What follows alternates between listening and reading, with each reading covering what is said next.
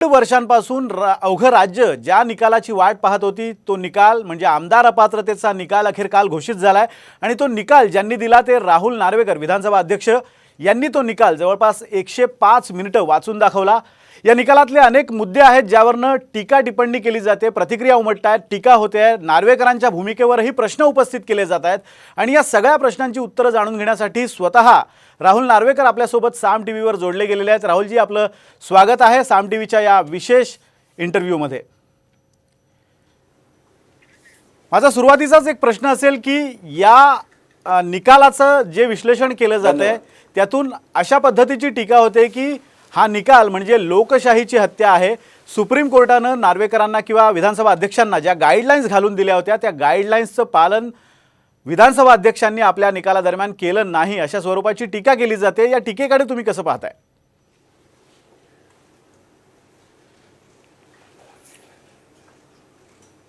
टीकांकडे मी मुळीच लक्ष देत नाही, कारण बिनबुडाचे आरोप करणं कोणालाही शक्य असतं, पण ते आरोप सिद्ध करणं किंवा माझ्या निकालात नेमकी काय त्रुटी आहे किंवा काय बेकायदेशीर आहे किंवा काय असंविधानिक आहे हे न सांगता फक्त टीका करण्याला काय अर्थ आहे? सुप्रीम कोर्टाने दिलेल्या गाईडलाईन्सचं तंतोतंत पालन केलं गेलं आहे आणि सुप्रीम कोर्टाने दिलेल्या गाईडलाईन्सच्या आधारावरतीच हा निर्णय घेतला गेला आहे। जर का तो तुम्ही वाचलात किंवा नीट ऐकला असेल काल, तर त्यातून प्रत्येक जो मी निर्णय घेतला त्यात सुप्रीम कोर्टाने दिलेले आदेश कसा लागू होतो हे मी स्पष्टपणे नमूद केलेलं आहे। पण नार्वेकरजी, तुमच्याकडे ज्यावेळेला हा निकाल सोपवला होता सुप्रीम कोर्टाने, कुठच्या परिच्छेदात, कुठच्या पानावरती, सगळं तुमच्याकडे हा जो निकाल सोपवला होता सुप्रीम कोर्टाने, त्यावेळेला सुप्रीम कोर्टाने काही निरीक्षणं नोंदवली होती। त्यात भरत गोगावलेंचा व्हीप हा वैध नाही असं सुप्रीम कोर्ट म्हणालं होतं। याउलट सुनील प्रभूंचा व्हीप हा वैध असल्याचं त्यांनी म्हटलं होतं। मात्र तुमच्या निकालात नेमका त्याच्या उलटा निकाल दिला गेलाय। हे जे सुप्रीम कोर्टाची ही जी गाईडलाईन होती त्या निर्णयाच्या परिप्रेक्ष्यात त्या निरीक्षणाच्या ॲम्बिटमध्ये राहून अध्यक्षांनी निर्णय घेणं अपेक्षित होतं, पण तो घेतला गेला नाही असं दिसतंय, असं कायदेतज्ञांचंही मत आहे। मी सर्वप्रथम आपले आभार मानतो की तुम्ही मला हा प्रश्न विचारलात, कारण गेल्या 2 दिवसांपासून अनेक विद्वान आणि अनेक कायदेतज्ञ ज्यांनी कदाचित सुप्रीम कोर्टची ऑर्डरच वाचली नाही आहेत ते आणि इतर लोक भलताच प्रचार करत आहेत। आपल्याला मी सुप्रीम कोर्टच्या ऑर्डरकडे आपलं लक्ष वेधू इच्छितो।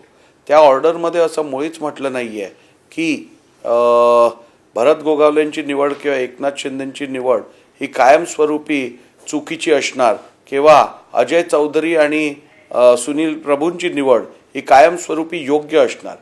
2022-21 जूनला ज्या वेळेला उपाध्यक्षांनी सुनील प्रभू आणि अजय चौधरींच्या नियुक्तीची मान्यता दिली होती, त्यावेळेला त्यांच्यासमोर केवळ एक पत्र होतं उद्धव ठाकरेंचं।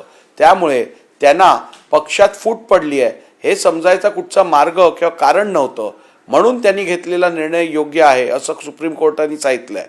परंतु 3 तारखेला ज्या वेळेला अध्यक्ष राहुल नार्वेकरांनी निर्णय घेतला आणि भरत गोगावले आणि एकनाथ शिंदेंना प्रतोद आणि गटनेता म्हणून मान्यता दिली, त्यावेळेला राहुल नार्वेकरांसमोर 2 काउंटर क्लेम होते। एक होता एकनाथ शिंदेंचा आणि एक होता उद्धव ठाकरेंचा, आणि म्हणूनच कोर्टाचं म्हणणं असं झालं की अध्यक्षांसमोर 2 क्लेम असल्यामुळे अध्यक्षांना हे माहिती पाहिजे होतं की पक्षात फूट पडली आहे आणि पक्षात फूट पडली असताना 2 गट झाले असताना अध्यक्षांनी केवळ विधिमंडळाच्या गटाच्या इच्छेनुसार निर्णय न घेता त्यांनी मूळ राजकीय पक्षची इच्छा काय आहे, या 2 गटांपैकी मूळ राजकीय पक्षाची इच्छा कोणाच्या बाजूनी आहे, मूळ राजकीय पक्ष कोण आहे हे न ठरवता निर्णय घेतल्यामुळे तो निर्णय चुकीचा आहे। तुमचा आवाज इको होतोय, मला माझाच आवाज इको होतोय। मी माझ्या तांत्रिक टीमला विनंती करतो की त्यांनी एकोच्या या संदर्भात रेक्टिफिकेशन करावं। तुम्ही बोला।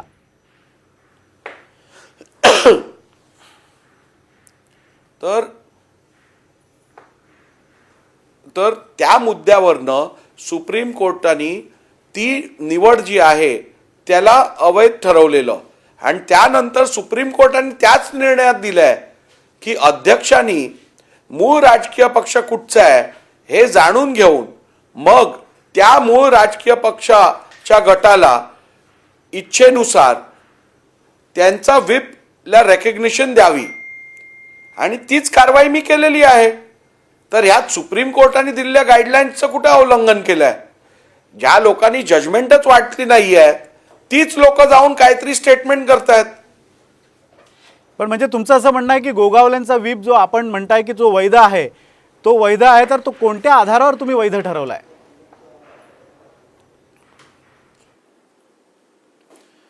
मूळ पक्ष हा एकदा मी ठरवलं की 21 जून 2022 रोजी ज्या वेळेला डिस्प्यूट अराईज झाला त्यावेळेला मूळ पक्ष हा एकनाथ शिंदेच्या गटाकडे दिला जातो.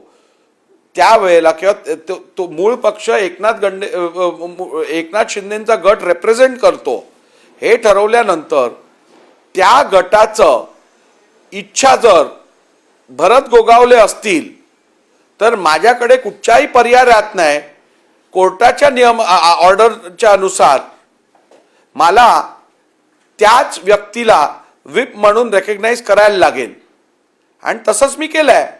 पण जर गोगावले व्हीप म्हणून तुम्ही रेकग्नाइज केलं किंवा त्यांना वैध मानलेलं आहे, तर मग गोगावलेंनी अध्यक्ष निवडीच्या वेळेला बजावलेला व्हीप असेल किंवा बहुमत चाचणी ज्यावेळेला शिंदे सरकारची बहुमत चाचणी झाली त्यावेळेला बजावलेला व्हीप आहे, या व्हीपचं 14 आमदारांनी उल्लंघन केलं. ते ठाकरे गटाचे आमदार होते. मग जर गोगावलेंचा व्हीप वैध असेल तर त्याच नियमानुसार त्या व्हीपचं उल्लंघन परिशिष्ट 10च्या 21B नुसार व्हीपचे जे आदेश आहेत ते उल्लंघन केल्यामुळे त्यांची अपात्रता व्हायला हवी होती, ती मात्र तुम्ही केली नाहीये. इथे कुठेतरी तुम्ही राजकीय विचार केला अशी एक टीका होते, त्याला काय उत्तर असेल?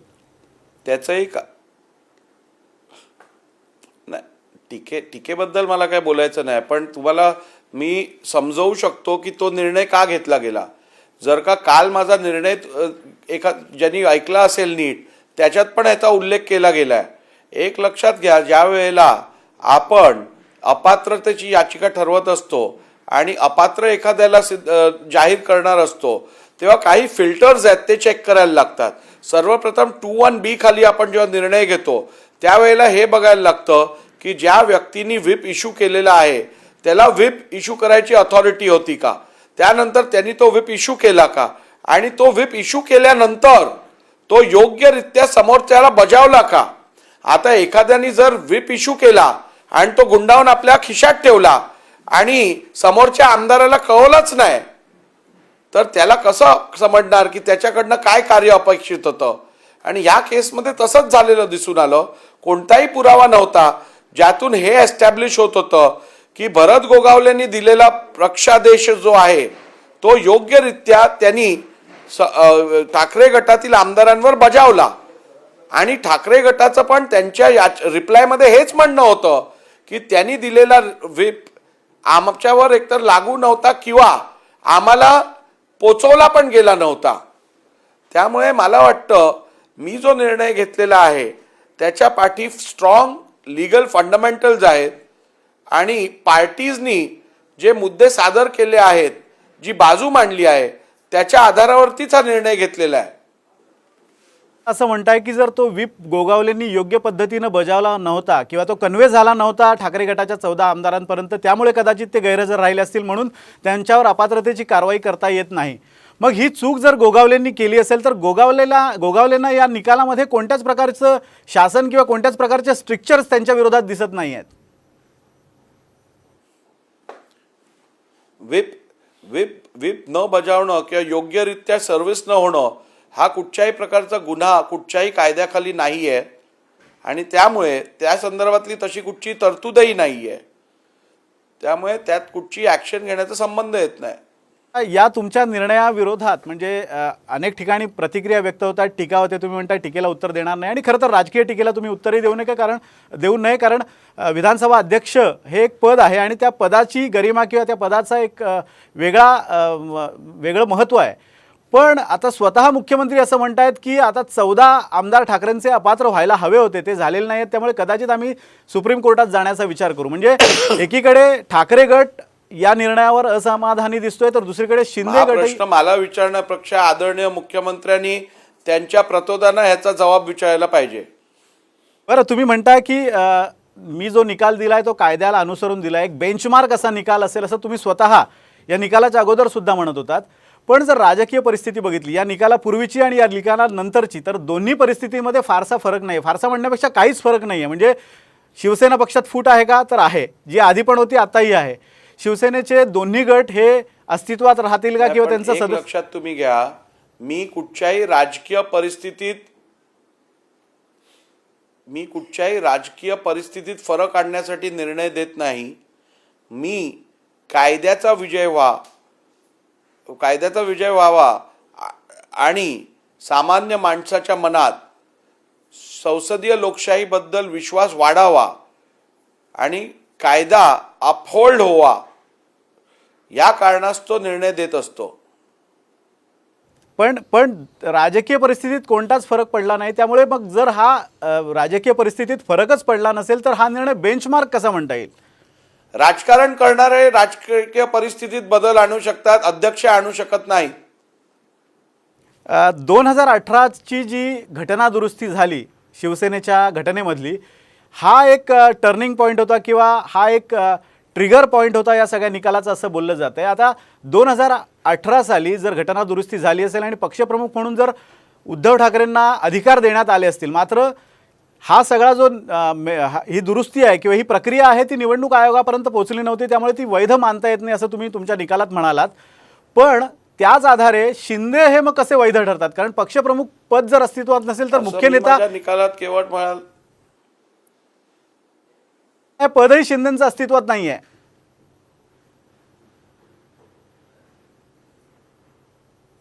मी आपल्या सांगितल्याप्रमाणे 2021 जून त्यावेळेच्या परिस्थितीचा आपल्याला विचार करायला सांगितलेला आणि इलेक्शन कमिशनने दिलेल्या माहितीनुसार 2018ची कोणतीही अमेंडेड कॉन्स्टिट्यूशन इलेक्शन कमिशनकडे प्राप्त नाही.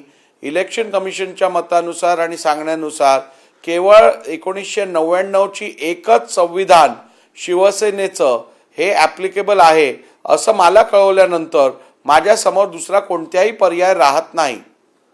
आणखीन एक कायदे तज्ज्ञ असा एक मुद्दा उपस्थित करतात की ज्या अर्थी सुप्रीम कोर्टाने एक कार्यकक्षा, म्हणजे त्यांचा एक ज्यावेळेला निकाल नार्वेकरांकडे सुपूर्द केला होता विधानसभा अध्यक्षांकडे, त्यावेळेला एक कार्यकक्षा आखून दिली होती आणि काही निरीक्षणं नोंदवली होती. त्यापैकी एक निरीक्षण म्हणजे ज्याचं तुम्ही उत्तर दिलेलं आहे की गोगावलेंचा व्हीप हा वैध नाही आहे आणि सुनील प्रभूंचा व्हीप वैध. दुसरा एक मुद्दा असा होता की अजय चौधरी हे गटनेतेपदी नियुक्ती कोर्टानं वैध ठरवली होती, वेअरॅज शिंदेंची नियुक्ती ही वैध नाही असं कोर्टानं मत व्यक्त केलं होतं. आणि तिसरा सगळ्यात महत्त्वाचा मुद्दा म्हणजे परिशिष्ट 10च्या अनुषंगानं या सगळ्याचा अर्थ लावला जावा आणि ही सगळी हा युक्तिवाद व्हावा असं म्हटलं होतं. पण परिशिष्ट 10मध्ये जे दोन महत्त्वाचे उपनियम आहेत, 21A असेल आणि 21B असेल, पक्षविरोधी कारवाई करणं आणि व्हीपचं उल्लंघन, या दोन्हीचा विचार यात नीटसा झालेला दिसत नाही असं कायदेतज्ञांचं मत आहे.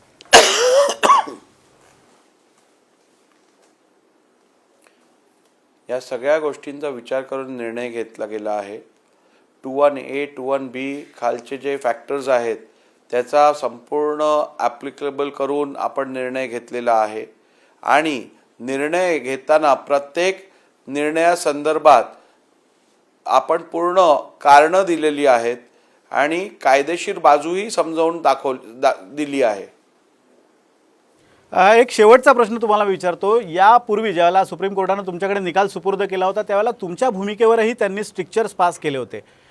पुन्हा हे प्रकरण सुप्रीम कोर्टात जात आहे, पुन्हा हे सगळा हा उहापोह होणार आहे, सगळे मुद्दे मांडले जातील आणि यावेळेला सुप्रीम कोर्ट, तुमचा निर्णय जर सुप्रीम कोर्टानं बदलला तर एक प्रकारे हे जे पद आहे त्या म्हणजे जी टीका होते ती टीका कुठेतरी खरी आहे असा एक मेसेज जाईल अशी भीती वाटत नाही? मला असं वाटत नाही की मी दिलेल्या निर्णयात सुप्रीम कोर्ट काय वेगळा निर्णय घेईल, परंतु शेवटी ज्युडिशियल रिव्ह्यूमध्ये अनेक कोर्टांनी दिलेले निर्णय ओव्हररूल होतात. हायकोर्टने दिलेला निर्णय सुप्रीम कोर्ट ओव्हररूल करतं. म्हणजे काय, त्या जज ज्यांनी निर्णय दिलाय त्याची काय चूक झाली आहे किंवा तो काय इम्पार्शियल नव्हता असं काय सिद्ध होत नाही किंवा असं काय कोर्ट म्हणत नाही. शेवटी क्वाझाय ज्युडिशियल अथॉरिटी म्हणून माझ्या न्यायबुद्धीने मी निर्णय घेतलेला आहे आणि ज्युडिशियल हायरार्कीप्रमाणे ज्युडिशियल रिव्ह्यू खाली जर हायकोर्ट किंवा सुप्रीम कोर्टला ती बाजू वेगळी वाटली तर त्याप्रमाणे ते सुधार करू शकतील. तुम्ही म्हणताय की ट्रायब्युनल असेल किंवा ज्युनियर कोर्ट असेल त्यांनी दिलेला निकाल वरिष्ठ कोर्टामध्ये बदलला जातो, याचा अर्थ आधीच्या कोर्टाचं म्हणणं चूक होतं किंवा आधीच्या कोर्टाची भूमिका संशयास्पद होती हे म्हणता येणार नाही. हे अगदी योग्य आहे, पण हा जो निकाल आहे याला राजकीय विविध कंगोरे आहेत आणि या राजकीय कंगोऱ्यांच्या अनुषंगानं एक नरेटिव्ह सेट केलं जात आहे किंवा एक प्रकारे त्याचा एक वेगळा अन्वयार्थ लावला जातोय आणि त्या अनुषंगानं हा निकाल महत्त्वाचा वाटतोय.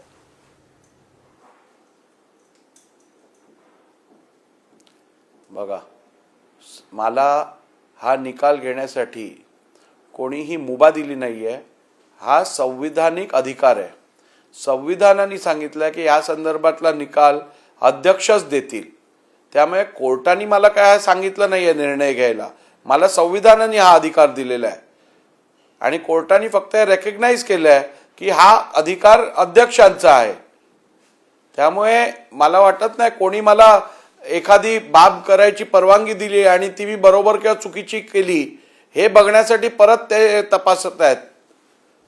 एक मुद्दा यातनं अजून एक महत्त्वाचा मुद्दा उरतोय, तो म्हणजे आता यापुढे तुमच्यासमोर राष्ट्रवादी काँग्रेसच्या फुटीची सुनावणी सुद्धा होणार आहे आणि तोही निर्णय तुम्हाला महिन्याभरात घ्यायचा आहे. शिवसेनेच्या निकालामुळे अशी एक राजकीय प्रतिक्रिया उमटू लागलेली आहे की जो न्याय शिवसेनेला लागला तोच न्याय राष्ट्रवादीला लागेल आणि तिथे सुद्धा विधिमंडळातलं बहुमत विचारात घेतलं जाईल. त्यामुळे अजित पवार गटाला कुठेतरी झुकतं माप दिलं जाईल. स्वतः शरद पवार यांनी सुद्धा ही भीती व्यक्त केली आहे.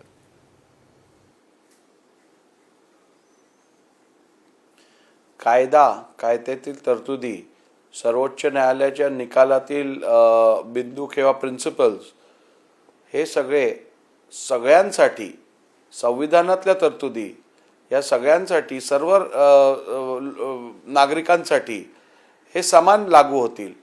आपल्या कायद्यात आर्टिकल 14 स्पष्टपणे दिलेलं आहे, equality before the law, equal protection of the law.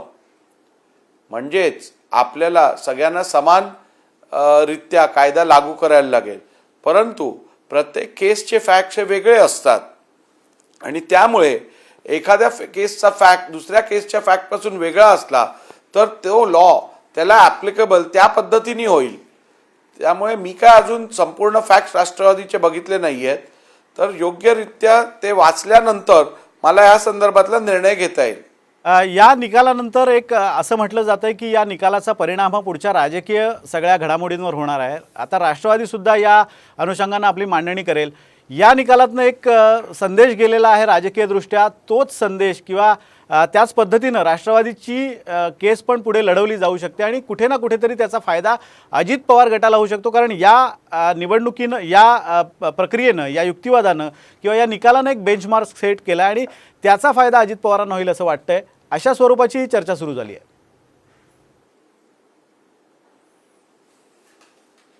नाही, मला वाटत नाही जो प्रेसिडेंट आहे तो सगळ्यांसाठी लागू असेल. अजित पवारांची केस ही त्यांच्या मेरिट्सवरती चालवली जाईल, त्या केसच्या मेरिट्सवरती चालवली जाईल. मला वाटत नाही की एक निर्णय हा स्टिरियोटाईप दुसऱ्या केससाठी लागू होईल. अगदी राहुलजी, तुम्ही साम टीव्हीला हा वेळ दिलात त्याबद्दल धन्यवाद आणि या निकालाचं विश्लेषण केलं त्याहीबद्दल धन्यवाद. आपण पाहतोय की राहुल नार्वेकर ज्या 1.5 वर्षापासून ज्या प्रश्नाने महाराष्ट्राच्या राजकारणाला छळलं होतं की शिवसेना नेमकी कोणाची, तो प्रश्न राहुल नार्वेकरांनी कालच्या निकालाद्वारे सोडवला. अर्थात यातनं अनेक पडसाद उमटू शकतात. पुढे न्यायालयीन लढाईसुद्धा प्रदीर्घ लढली जाऊ शकते आणि त्यातनं कदाचित यापेक्षा वेगळा निकाल येऊ शकतो. मात्र हा जो निकाल दिला गेला आहे तो टीकेच्या केंद्रस्थानी आहे आणि हा टीकेच्या केंद्रस्थानी असलेला निकाल कशा पद्धतीनं बरोबर आहे याबद्दलची मतं त्यांनी मांडली, त्याबद्दल त्यांचे धन्यवाद.